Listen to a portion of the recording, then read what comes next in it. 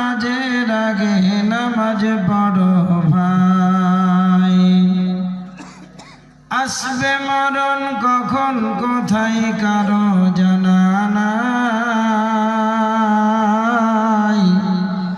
তোমার জানাজার নামাজের আগে নামাজ পড়ো ভাই। রুকুকারীর সাথে আল্লাহ রুকু করতে বলে,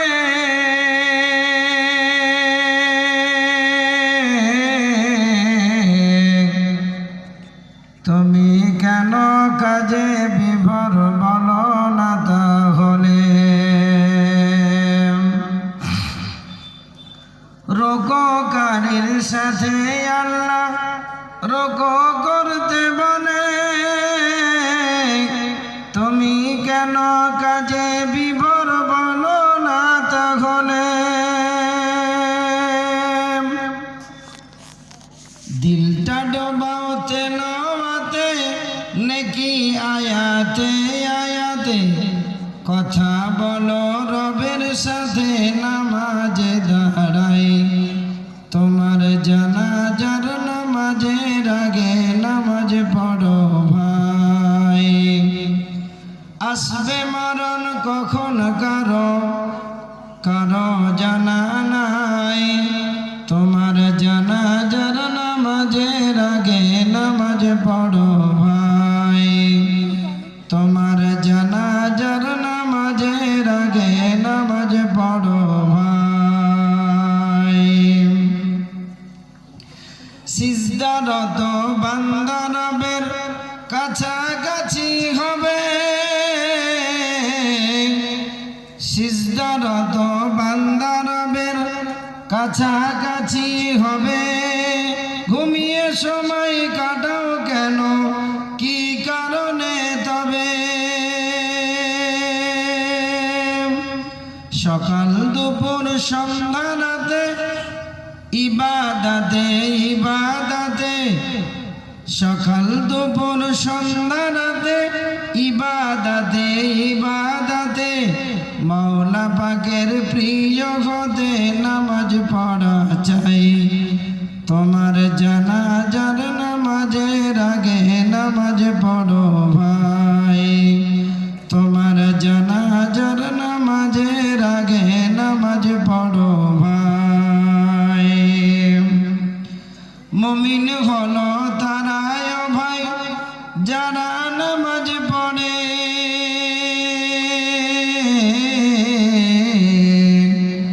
মুমিন হলো তারাই ভাই যারা নামাজ পড়ে। অবিশ্বাসী বান্দা যারা দূরে সরে থাকে। ব্যস্ততা কাজের ফাঁকে দাঁড়াও নামাজে নামাজে। নামাজকে তাই এই সমাজে কায়েম করা চাই। তোমার জানাজার নামাজের আগে নামাজ পড়ো ভাই। তোমার জানাজার নামাজের আগে নামাজ পড়ো ভাই। আসবে মরণ কখন কারো কারো জানা নাই। তোমার জানাজার নামাজের আগে নামাজ পড়ো ভাই। শ্রদ্ধাস্পদ আজকের সভার অত্র এলাকার কৃতি সন্তান আপামর জনসাধারণের সকলেরই প্রিয় মানুষ জনাব সভাপতি মহাশয়, ওই সদরে জলসার জানাবে নায়েবে সভাপতি মহাশয়, আকাশের তারা সাদৃশ্য আলেম ওলামাগণ, সামনের বসে থাকা দিনদার ইমানদার মুমিন ভাই সকল, পর্দানাশীলা অবলা সরলা সুশিক্ষিতা সুভদ্রা স্নেহাশিসা বোন ও বোনান্নীরা, প্রশংসা স্তব স্তুতি ভালোবাসা সেপ্তাসানা হান্নাত সেই মহান আল্লাহ সুবহানাহু ওয়া তাআলার জন্য, যে আল্লাহ সুবহানাহু ওয়া তাআলা আপনাদেরকে বিভিন্ন গোত্র, বিভিন্ন গ্রাম, বিভিন্ন বংশ, বিভিন্ন টাইটেল থেকে এনে একই জায়গাতে একটা মাদ্রাসা কেন্দ্রিক আয়োজিত অনুষ্ঠানে আপনাদেরকে এখানে এনে হাজির করে দিয়েছেন, তথা আল্লাহ এবং তার রাসূলের ভালোবাসায়, কোরআনের মহব্বতে সকলে সেই মনিবের বারগাহে জানাবো লাখো কোটি শুকর ও সুজুদ। সকলে বলতে পারবো আলহামদুলিল্লাহ। আরেকটু জোরে বলতে পারবো আলহামদুলিল্লাহ। তিনার পরে পরে জাহানের নবী মামিন আল্লাহ তাজদারে মাদানী, নবী কুলের শিরোমণি খাতামান নবিয়্যিন, ইমামুল হারামাইন শরীফাইন, নবী মক্কি, নবী মাদানী, নবী বাসির, নবী তাসির, নবী নাসির, নবী আহমদ, নবী মুহাম্মদুর রাসূলুল্লাহ সাল্লাল্লাহু আলাইহি ওয়াসাল্লামের উপরে অগণন ভাবে দরুদ এবং সালাম বর্ষিত হোক, আল্লাহুম্মা আমিন। ভাই, আমি আপনাদের সম্মুখে একেবারে আজনবী নয়। ইতিপূর্বে আপনারা আমাকে দেখেছেন, আজকেও সেইভাবেই দেখছেন। তবে আপনাদেরকে আমি দ্বিধায়, মাদ্রাসার কালেকশন তো হবেই, আমি মাদ্রাসার ফসল, আমি মাদ্রাসায় কি হয় আমি জানি না, জানি। তবু আপনাদের ঈমানটাকে বৃদ্ধি করবার জন্যে, পরকালীন জীবনে ভালো থাকবার জন্যে, মরে যাওয়ার পরে আপনাকে ভালো থাকার জন্য কিছু টিপস আপনাকে দেব কোরআন ও হাদিস থেকে, যাতে করে দুনিয়াতে আপনি মার্বেল রাখা ঘরে বসবাস করছেন, দুনিয়াতে আপনি এসি ঘরে বাস করছেন, দুনিয়াতে আপনার প্রচুর পরিমাণে টাকা, দুনিয়াতে আপনার ভালো সুন্দর নারী, সেই নারীটার ভালো সুন্দর সুপুরুষ, দুনিয়াতে আপনার জমি জায়গা, ল্যান্ড প্রপার্টি, দোকান ব্যবসা, চাকরি, মাল মাত্তা নিয়ে আপনি ডুবে আছেন। দুনিয়াতে আপনার কোনো অসুবিধা হচ্ছে না। কাউরির কাছ থেকে আপনি টাকা ধার নিয়েও চলতে পারেন, কাউরির কাছে আপনি একটা জমি বন্দুক রেখেও চলেন। কোনো সময় এমন হয়ে গেল আপনাকে গহনা বন্দুক দিয়েই কাজ চালাতে হয়, কোনো সময় আপনাকে আপনার জামাইয়ের সঙ্গে ধার নিতে হয়, কোনো সময় আপনাকে মসজিদের কাছে গিয়ে শরণাপন্ন হতে হয়। ভাই, আমার খুব অভাব, আমাকে আপনারা সকলে 100 করে টাকা দেন, আমি রমজান মাসের শেষে আমার ছেলেদের পোশাক কিনতে পারবো না। দ্বিধায় আপনারা এগুলো আপনারা বা আমি নিজেও করে থাকি। উপায় নাই, যখন উপায় থাকবে না তখন কি করবেন? কিন্তু পরকালীন জীবন এই ব্যবস্থাগুলি থাকবে না। ফোন পে থাকবে না, গুগল পে থাকবে না, মোবাইল থাকবে না, ল্যান্ড থাকবে না, প্রপার্টি থাকবে না, টাকার খেল থাকবে না, পয়সার খেল থাকবে না, ধার দেওয়া নেওয়া হবে না, আপনার জামাই দেবে না, আপনার পাড়া প্রতিবেশী মহল্লা দেবে না, আপনার মসজিদ কমিটি দেবে না, আপনার ফিতরা ও কোরবানির মাল আপনাকে দিতে চাইবে না। তাহলে ভালো থাকবেন কি করে? ভালো কিভাবে থাকবেন পরকালীন জীবনে? তার জন্য আপনাদেরকে কিছু দেব ইনশাআল্লাহ, যদি আমার রব আমাকে খাকসার বান্দা হিসাবে কবুল করে নেন তো। জি, আমরা এসেছি আমরা থাকার জন্য আসিনি, যাওয়ার জন্য এসেছি। আপনার সাথে আমার শিয়ালদা স্টেশনে দেখা হয়েছে, তো আপনি বলছেন মৌলানা সাহেব কোথায় যাবেন? আপনার সাথে মাস্তানপুরে দেখা হয়েছে, আপনাকে আমি বলছি ভাইজান কোথায় যাবেন? আপনার বাড়িতে তো বেনা, তো ভাই কোথায় যাবেন? আপনি কোথায় এসেছেন এ কথা একবারও বলা হবে না, কোথায় যাবেন, যাওয়ার কথা। এসেছি যাওয়ার জন্যে, থাকার জন্যে আমরা আসি নাই। যখন আল্লাহ রাব্বুল আলামিন আপনাকে দুনিয়াতে পাঠিয়েছিলেন, আলামে রুহ জগতে আল্লাহ রাব্বুল আলামিন বললেন আলাস্তু বিরব্বিকুম, বলো আমি কি তোমাদের প্রভু নই? আমরা সেদিন সব আপনার আত্মা, আমার আত্মা, আপনার বোনের আত্মা, আপনার মায়ের আত্মা, আপনার স্ত্রীর আত্মা, সবাই যখন আমরা রূহ জগতে ছিলাম, আমরা তখন আল্লাহ রাব্বুল আলামিনকে বলেছিলাম ক্বালু বালা, হ্যাঁ এ রব্বুল আলামিন আপনি আমাদের রব, আপনি আমাদের প্রভু। রূহ জগৎ থেকে আপনি আসলেন পিতার পৃষ্ঠদেশ থেকে বিশেষ আনন্দদায়ক পদ্ধতিতে আপনার মায়ের গর্ভে আপনাকে ঢুকিয়ে দেওয়া হয়েছিল। আপনার স্ত্রীর আমার মায়ের গর্ভে আপনাকে ঢুকিয়ে দেওয়া হয়েছিল। আপনাকে জিবরাইল আলাইহিস সালাম রূহ দিয়ে গেছিল। যখন এসেছিলেন তখন আপনার ইচ্ছার কোনো দাম দেওয়া হয়নি। যখন আপনি যাবেন আপনি চাইলেও আসতে হয়েছে, না চাইলেও আপনাকে আসতে হয়েছে। যখন আপনি যাবেন আপনার যদি ইচ্ছা থাকে তাও আপনার মরণ হবে, ইচ্ছা না থাকলেও আপনার মরণ হবে, ইচ্ছা না থাকলে যেতে হবে। এখন আপনি আমাকে দেখছেন এখানে বক্তৃতা রাখছি, আমি এখন যাব বারাসাত, যেতে যেতে গাড়িতে অ্যাক্সিডেন্ট হয়ে গেল, আমি মারা গেলাম।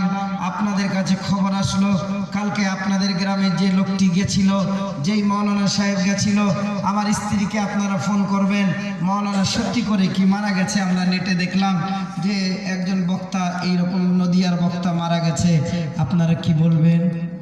আহ আহ এই রাত্রিতে আমাদের কাছে ওয়াজ করে গেল, রাত্রিতে আমাদের কাছে কত নসিহত করে গেল গো, মারা গেল। আমার ইচ্ছা ছিল মরা? আমার ইচ্ছা ছিল না, তবু আমাকে মরতে হয়েছে। মরণের আগে আপনি দুটো জায়গা পার করে দিয়েছেন। একটা আপনি আত্মা জগৎ পার করে দিয়েছেন, মায়ের পেটের যে আলামে আরহাম, আপনি ওই জগৎটাকে পার করে দিয়েছেন। বর্তমানে দুনিয়াতে আপনি পদার্পণ করছেন, কর্মচঞ্চল জিন্দগিতে আপনি চলাফেরা করছেন, খাচ্ছেন, দাচ্ছেন, উঠছেন, বসছেন। হঠাৎ আপনার খবর হয়ে গেল আপনি মারা গেলেন, আপনি পৃথিবীর বুক থেকে চলে গেলেন, আলামে বারজাখে আপনি পৌঁছে গেলেন।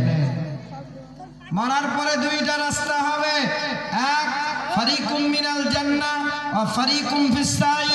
মরণের পরে দুইটা রাস্তা হবে, একটা জান্নাতের রাস্তা, একটা জাহান্নামের রাস্তা, একটা নরম রাস্তা, একটা গরম রাস্তা, একটা রেড সিগন্যাল অবস্থা, একটা গ্রিন সিগন্যাল অবস্থা, একটা জান্নাত, একটা জাহান্নাম, একটা ভালো, একটা খারাপ, একটা মন্দ, একটা ভালো, একটা সুশৃঙ্খল, একটা উচ্ছৃঙ্খল, একটা বিশৃঙ্খল, একটা শৃঙ্খলা, একটা আদব, একটা বেয়াদব, একটা ভদ্রতা, একটা অভদ্রতা। দুটো জায়গা আপনার জন্য তৈরি হয়ে যাবে। জি, এই মরণের পরে 100টা লোকই জান্নাতে যাবে না। এটা ডিভাইডেশন হয়ে আছে, বিভাজন হয়ে আছে। 100টা লোকই জাহান্নামে যাবে না। 100টা লোকই পুলসিরাতে কেটে পড়বে না।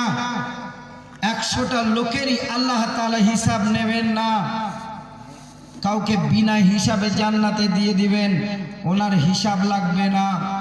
ওজন্য নামাজের শেষে দোয়া একটা আছে, এই দোয়াটা সকল সময় পড়বেন। প্রত্যেকটা নামাজের শেষে দোয়াটা পড়বেন কি? আল্লাহুম্মা হাসিবনি হিসাবান ইয়াসীরা। সকলে মুখস্থ করে নেন দোয়াটা। আল্লাহুম্মা বলেন, আল্লাহুম্মা হাসিবনি হিসাবান ইয়াসীরা। মাদ্রাসা শিক্ষার জায়গা, আপনি শুধু টাকা দিতে আসবেন আর চলে যাবেন তা নয়, আপনাকে শিখতেও আসতে হবে এখানে। আপনাদের এটা ভুল। আমি পশ্চিমবাংলায় সব জায়গাতে আজকে 113খানা জালসা করছি আপনাদের এটা। কালকে সুদূর চলে যাব কাটিহার, বিহার, তারপর দিন আবার আপনাদের বর্ধমান ঘুরে আসবো, দিয়ে তো রোজা। জি, তাহলে আপনাকে বুঝতে হবে যে আমি নরমের দলে না গরমের দলে। আল্লাহ তাআলা সবাইকে জান্নাতে দেবে না, সবাইকে জাহান্নামে দেবে না, এটা বিভাজন হয়ে আছে। কিন্তু কিন্তু কিন্তু খবর, এখানে সবাইকেই যেতে হবে। উঠে দাঁড়ান একজন আমার কাছে যে আমি কবরে যাব না, একজন বলেন। বলেন উঠে দাঁড়িয়ে যান, দি বলেন আমি কবরে যাব না।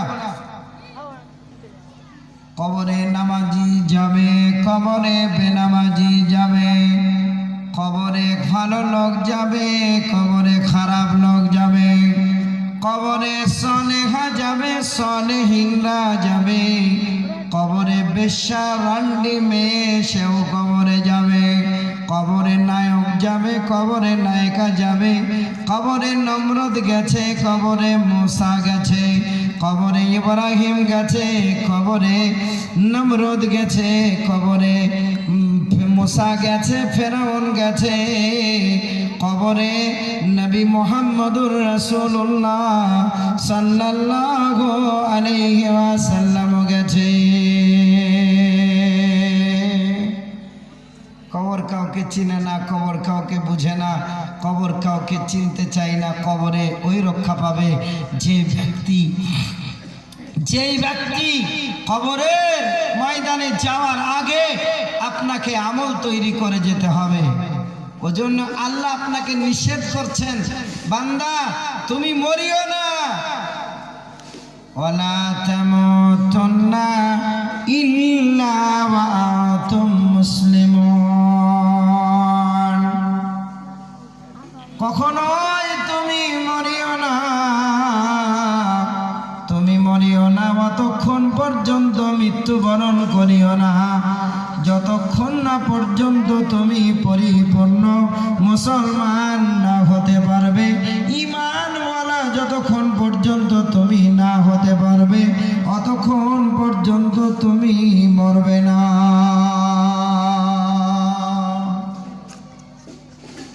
ওজন্য আল্লাহ সুবহানাহু ওয়া তাআলা তিনি বলছেন, আল্লাহ সুবহানাহু ওয়া তাআলা তিনি বলছেন কি, এটা সকলেরই জানা আছে, আমি যেটা বলছি এটা অনেকেরই জানা আছে। আপনাদের কি কি করছে ওখানে, রান্না বান্না হচ্ছে নাকি?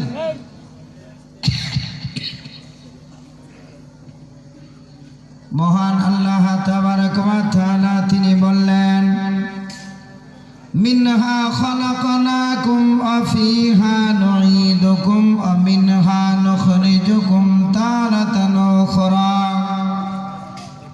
কত গভীর কথা আল্লাহ সুবহানাহু ওয়া তাআলা আপনাকে বললেন। কি বললেন? মিনহা খালাকনাকুম, এ বনি আদমের সন্তানেরা শুনে নাও, আমি তোমাকে মাটি থেকে তৈরি করেছি, মাটিতে আবার তোমাকে নিয়ে যাব, কবরে নিয়ে যাব, তারাতান উখরা, মাটি থেকে আবার আমি তোমাকে উত্তোলন করব। মাটিতে তৈরি, মাটিতে নিয়ে যাওয়া, মাটিতে আবার নতুন করে ওঠানো। কবরে যেতেই হবে, কবরের আযাব আপনাকে ভোগ করতে হবে, মৃত্যুর স্বাদ আপনাকে চাখতেই হবে। এরকম করে দেখবেন তরকারি চাখেন আপনি। ওই জন্য আল্লাহ বলছেন তোমাকে মরণকে চাটতে হবে, মরণকে তোমাকে খেতে হবে, মরণকে তোমাকে চাটতে হবে। কুল্লু নাফসিন যায়িকাতুল মাউত, যায়িকা মানে হচ্ছে মজা চাখা, যায়িকা মানে হচ্ছে তার স্বাদটা গ্রহণ করা। প্রত্যেকটা মানুষ সে মরণকে খাবে, মরণকে চাটবে, কোনো উপায় তার জন্য থাকবে না। যদি উপায় থাকতো মানুষ বার করে নিত। এবার একটা প্রশ্ন আপনাদের মনে জাগছে, তাই না ভাই? কি প্রশ্ন? যে যাকে লাশটাকে গুম করে দিয়েছে, নদীতে ভাসিয়ে দিয়েছে, হিন্দু ভাইয়েরা পুড়িয়ে দিয়েছে, কাউকে খ্রিস্টান ভাইয়েরা কফিনে দাফন করে ভিতরে ভরে দিয়েছে, কাউকে বাঘে খেয়ে নিয়েছে, কাউকে নদীতে ভাসিয়ে দিয়েছে, কুমিরে গিলে হাফ করে খেয়ে নিয়েছে, তার কবরের আযাব কোথায় হবে বলে না? জি, এটা প্রশ্ন আপনার মনের ভিতরে জাগতে পারে, কিন্তু এটা ঈমান দিয়ে আপনাকে বিচার করতে হবে, তাকদীর দিয়ে আপনাকে বিচার করতে হবে, তাহলে কথাটা স্পষ্ট হয়ে আসবে। কবর একটা বিশেষ জায়গার নাম, এটা আমাদের দেওয়া নাম।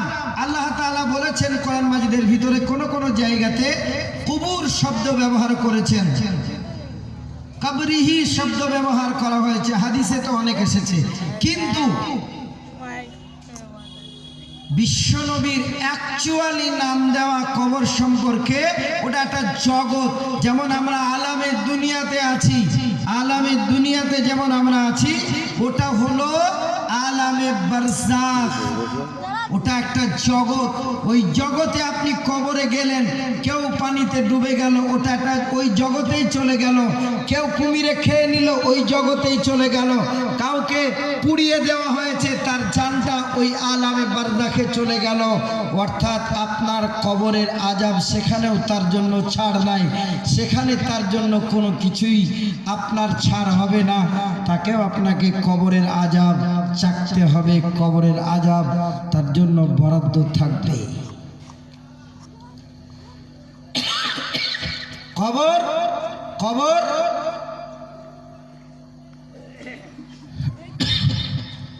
বিশ্বনবীর স্ত্রী মা আয়েশাতুল হুমায়রা রাদিয়াল্লাহু তাআলা আনহা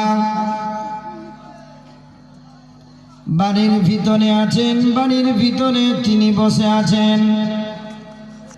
এক ইহুদি ভিখারি মহিলা বিশ্বনবীর বাড়িতে এসেছেন, ঘরের মধ্যে ঢুকেছেন, বাড়ির আঙিনাতে ঢুকেছেন। মা আয়েশা বাড়িতে বসে আছেন। হঠাৎ করে ইহুদি ভিখারিনী মহিলাটা যাওয়ার পরে গিয়ে বলছে, ও আয়েশা, আমার ঝোলাতে আজকে কোনো কিছুই খাবার নাই, আমার বাড়িতে কোনো খাবার নাই, আপনি আমাকে কিছু খাবার দেন। কি বলছেন? কিছু বলছেন? হ্যাঁ, চিনতে পেরেছি। জি হ্যাঁ, জি, আমার কাছে কোনো খাবার নাই, আপনি আমাকে কিছু খাবার দেন। মা আয়েশা সিদ্দিকা রাদিয়াল্লাহু তাআলা আনহা বলছেন, মাগো, আমার বাড়িতে তেমন কোনো খাবার নাই, আমার বাড়িতে বিশ্বনবী আমার কিছুক্ষণ আগে আমাকে 2টা খেজুর মসজিদে হয়তো কেউ দান করেছে বা কেউ দিয়েছে, বিশ্বনবী আমার খেজুর 2টো আমার হাতে দিয়ে গেছে। ও মা, তোমার বড় ক্ষুধা লেগেছে, তোমার বড় পিপাসা লেগেছে। মা আয়েশা সিদ্দিকা ওই খেজুর 2টো ভিখারি মহিলাকে দিয়ে দিল। ভিখারিনী মহিলাটাকে দেওয়ার পরে খাবার পানি খাওয়ার পরে বলছে, ও মা আয়েশা, বলো বলো বলো, আমি তোমার জন্য কি দোয়া করতে পারি, আমি তোমার জন্য কি এমন বলবো বলো।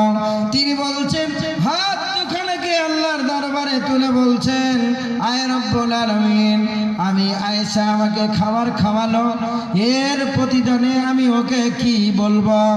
সঙ্গে সঙ্গে তিনি আল্লাহর দরবারে দোয়া করছেন আর বলছেন, আল্লাহুম্মা ইন্নী আউযু বিকা মিন আযাবিল কবর।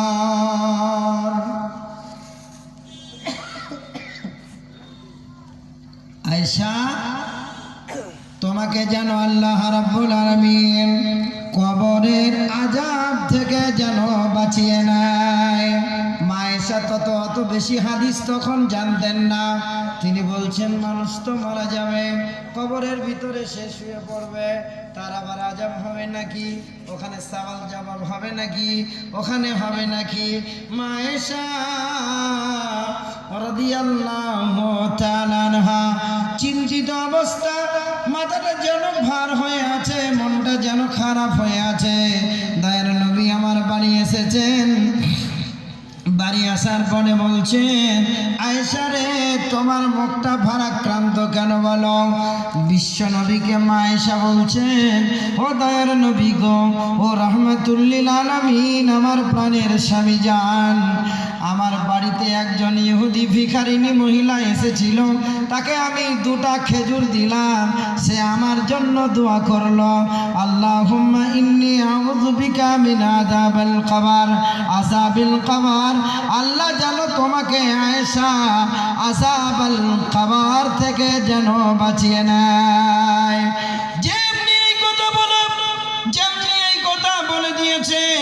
সঙ্গে সঙ্গে বিশ্ব নবী আমার চোখের পানি ছেড়ে দিয়েছে, চোখ দিয়ে গল গল গল গল গল গল গল গল করে অশ্রু বয়ে পড়েছে।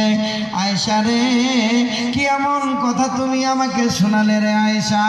ও আয়েশা, আযাবাল কবরে হাক্কুন, আযাবাল কবরে হাক্কুন, আযাবাল কবরে হাক্কুন।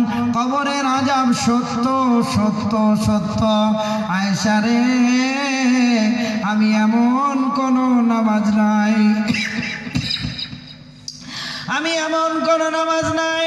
বিশ্ব নবী আমার ডুবরে ডুবরে ভিপরে ভিপরে তিনি কান্না করতেন না, এমনকি রাত্রিবেলাতে ঘুমাতেন না। জান্নাতুল বাকিতে যেতেন, গিয়ে তিনি হাত উঠিয়ে জান্নাতুল বাকিতে গিয়ে কবরের ময়দানে গিয়ে তিনি হাত উঠিয়ে দোয়া করতেন আর বলতেন, আল্লাহ এইখানে আমার সাহাবীরা শুয়ে আছে, এইখানে এরা শুয়ে আছে, ওইখানে ওরা শুয়ে আছে, আমিও একদিন এখানে শুতে আসবো। ওগো আল্লাহ, কবরের আযাব থেকে সকলকে বাঁচিয়ে নাও। আমার বিশ্ব নবী কান্না করেছেন, ভিপরে ভিপরে কেঁদেছেন, দাড়ি ভিজে গেছে, বুক ভিজে গেছে, এমন করে তিনি কবরের জন্য কান্না করেছে। জি, আপনাদের এলাকার লোক চা মনে হয় কম খায় নাকি? আমার মনে হচ্ছে তাই না। আবার আপনাদেরকে ঠিকভাবে বললে আবার চা এনে দেবেন নাকি? একটা চা বানাও আমার জন্য, চা নিয়ে আসেন, এরকম করে বলতে হবে নাকি? আদা দিও, এলাচি দিও, চিনি দিও সামান্য, একটা চা আনো আমার জন্য। দেখছেন তো আপনারা কাশছি। জি শোনেন, কবরে আপনিও যান, আমিও যাই, সবাই যায়, কিন্তু বিশ্ব নবীর মতন কবরে গেছেন? বিশ্ব নবী আমার যখন তিনি